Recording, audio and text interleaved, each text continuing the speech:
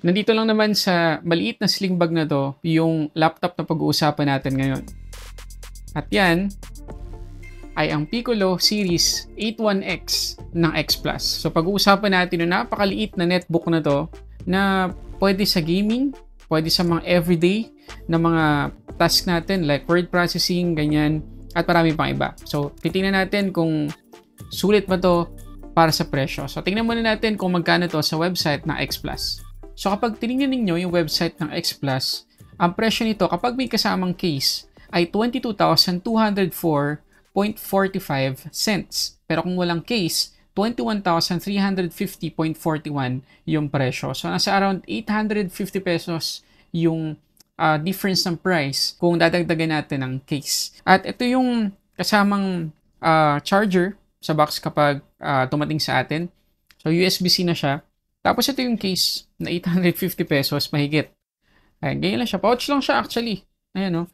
Pero malaking tulong naman kasi malambot yung texture. So if ever na magta-travel tayo, hindi magagasgasan yung ating 81X at yung kahit yung mga gamit natin sa bag, hindi rin magagasgasan. Pero I suggest maraming third party sa Lazada or Shopee, doon na lang kayo bumili kasi hindi aabutin ng 850 pesos sa Lazada yung pouch na to. Kasi yun lang, talagang may brand lang ng X Plus.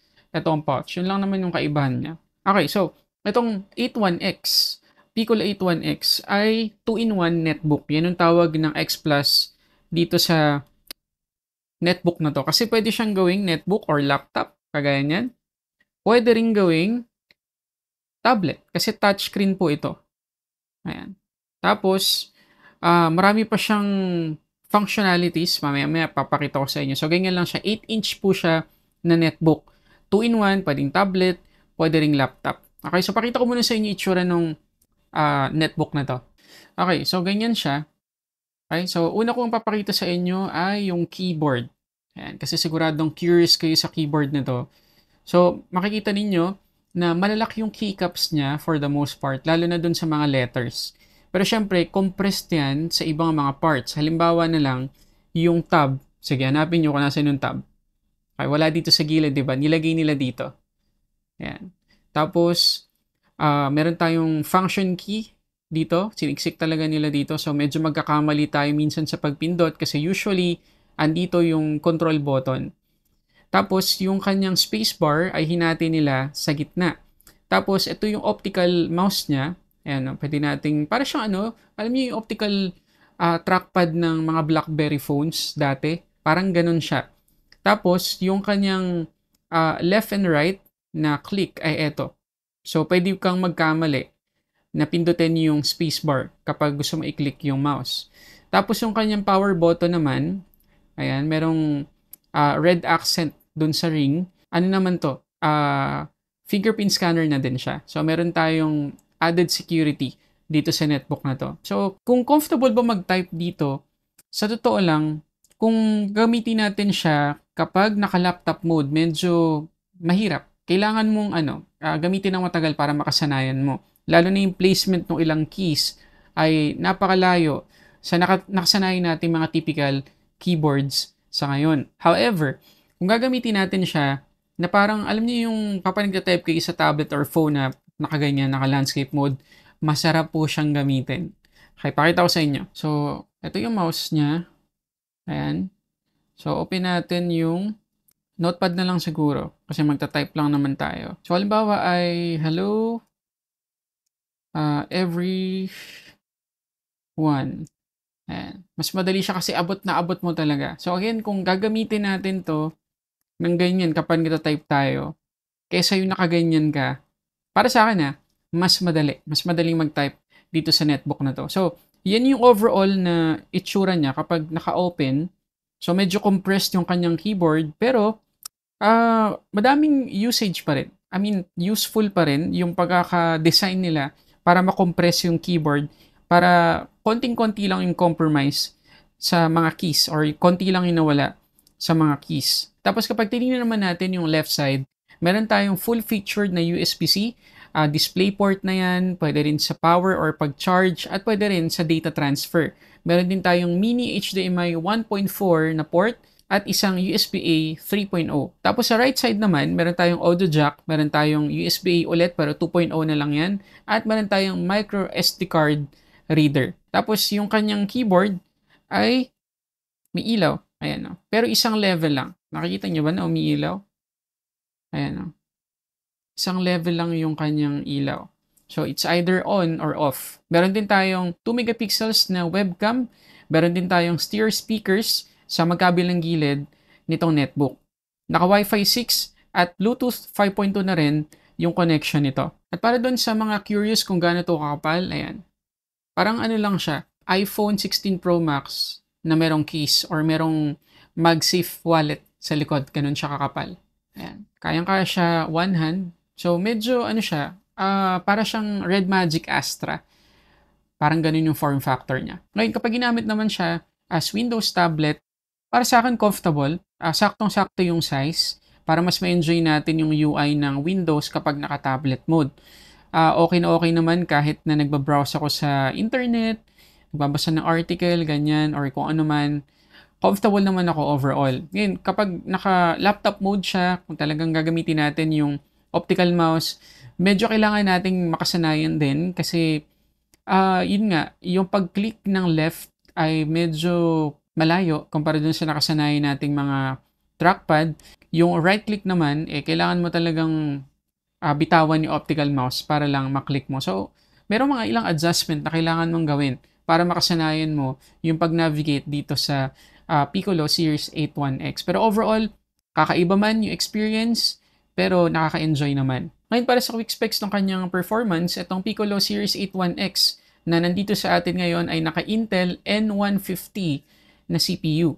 4 cores, 4 threads yan na up to 3.6 GHz yung clock speed. Pero meron pang ibang configuration itong Piccolo Series 8 1X, naka-Intel N305 yung CPU nun. Tapos itong Series 8 1X na nandito sa atin, ay meron 12GB LPDDR5 na soldered RAM, tapos 512GB M.2 SSD 2242 na storage. Upgradable yan, mamaya papakita ko sa inyo.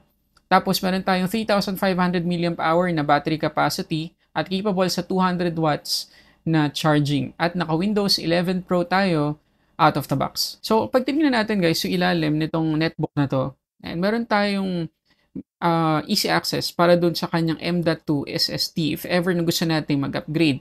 So kapag tinanggal na natin yung tornilyo, ayan yung makikita natin, merong naka-install nga na 512GB pero medyo generic yung kanyang brand. So I suggest kung kaya ng budget natin, palitan agad natin at least 1TB pero upgradable to up to 2TB.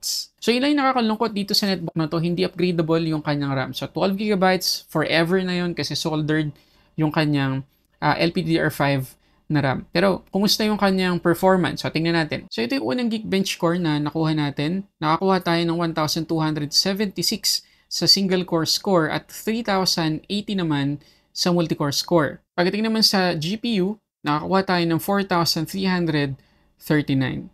So, based sa mga scores na yan, napaka-normal lang ng performance na dapat natin i-expect dito sa netbook na to. Huwag tayo masyado mag-expect ng malaki. Pero pwede siya sa word processing, sa Excel, PowerPoint, ganyan. Kayang-kaya naman.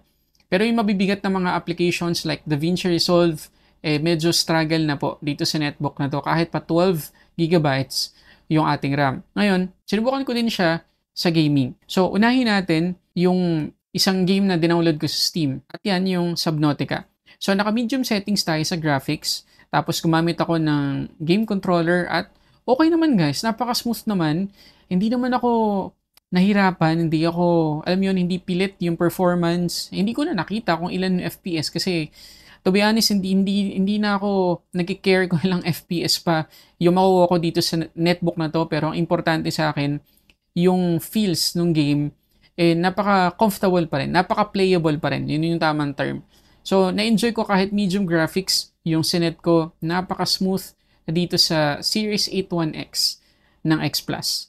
Next naman, ay gumamit tayo ng Dolphin Emulator, na GameCube tayo. So, dito sa Need for Speed Most Wanted, okay din.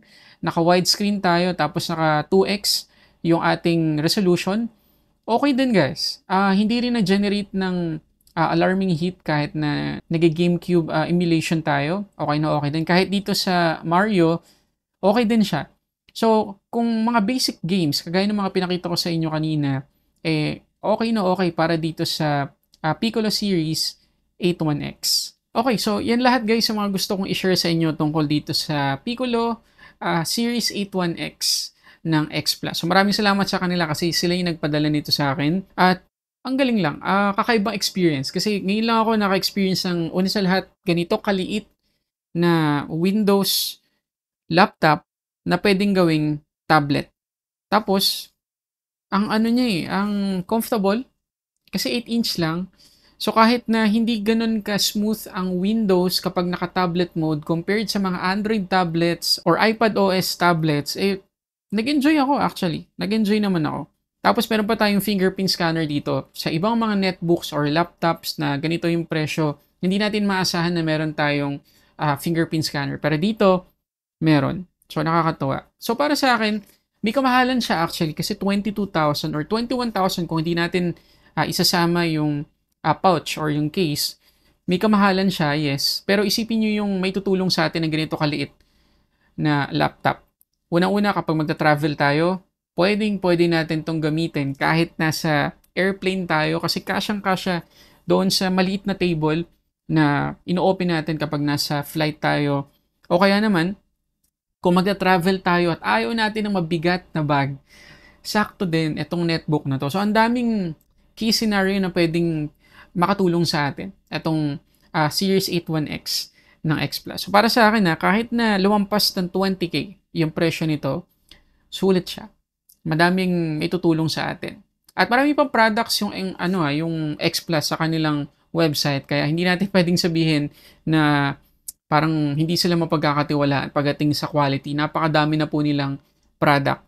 Siguro hindi lang tayo masyadong familiar sa brand na to kasi ako personally ngayon lang ako nag-review nito X Plus. Pero tiningnan ko nga yung website nila, ang dami na nilang product and sana makapag-review ako ng Intel 305 na version nitong Series 81X. Mas mabilis daw yun. Mas maganda pagdating sa gaming. So, if ever man na matanggap ko yun, agad-agad papakita ko sa inyo. Okay? So, okay guys, anong opinion nyo dito sa Series 81X ng X Plus? I-comment nyo lang dyan sa baba. At nandyan yung link ng kanilang website para makita nyo pa yung ibang details sa netbook na to at pati iba nilang mga products. So, muna guys, maraming salamat sa panonood para sa samot-saring unboxing and reviews. This is Sulit Tech Reviews.